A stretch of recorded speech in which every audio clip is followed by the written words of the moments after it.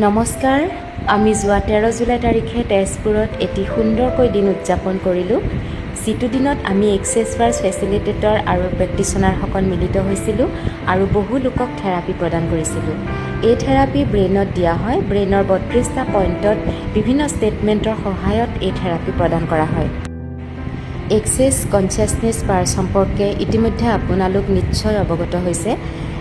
ইয়াৰ জৰিয়তে আমাৰ জীৱনৰ যিবিলাক সমস্যা আছে, যিবিলাক বেমাৰ আজাৰ আছে, এই সকলোবিলাকৰ পৰা আমি মুক্ত হৈ আমি এটি সুন্দৰ জীৱন অতিবাহিত কৰিবলৈ আমি সক্ষম হওঁ।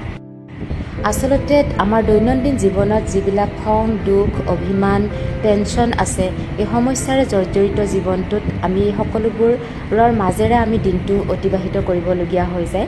গতিকে এইবোৰে আমাৰ কি কৰে, আমাৰ জীৱনটোত, আমাৰ শৰীৰত, আমাৰ মনত ব্লকেজ কিছুমানৰ সৃষ্টি কৰে আৰু সেই ব্লকেজেছবিলাকে আমাৰ বেমাৰ আৰু সমস্যাৰ সৃষ্টি কৰে।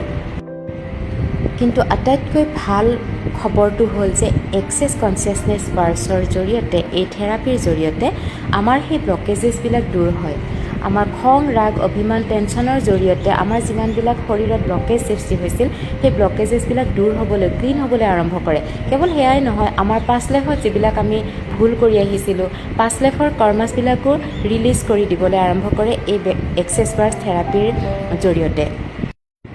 আমাৰ যেতিয়া মগজুটো শান্ত হৈ থাকে, আমাৰ যেতিয়া 7 চাক্ৰাছ ক্লিন হৈ থাকে, তেতিয়া আমাৰ কোনো ধৰণৰ বেমাৰ বা সমস্যাই আমাক সৃষ্টি কৰিব নোৱাৰিব, আমাক জীৱনত সমস্যাৰ সৃষ্টি কৰিব নোৱাৰিব।